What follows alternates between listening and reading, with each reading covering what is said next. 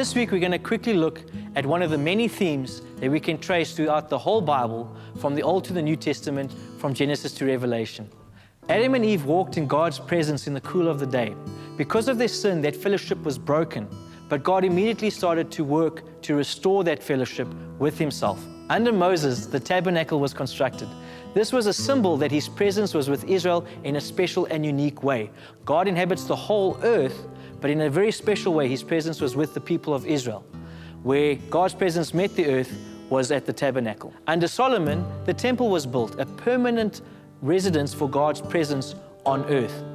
Because of the people's sin, that presence departed the temple and it was destroyed before the people went into exile. It's not that the Babylonian gods defeated the God of Israel, but that because of their sin as judgment, God's presence had departed, and that's why they were sent into exile. When they returned from exile, they rebuilt the temple, but God's presence didn't fall on it as it had Solomon's temple.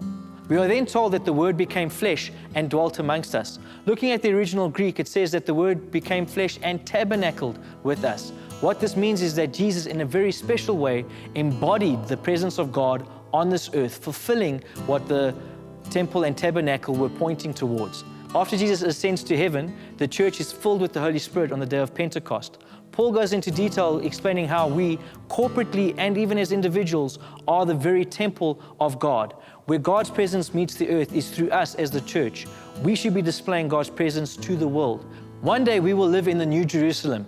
The New Jerusalem is symbolically described as a perfect cube in the book of Revelation.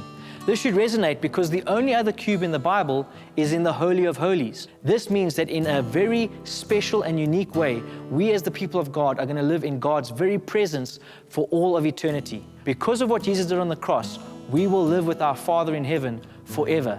God will completely restore what was lost in the garden.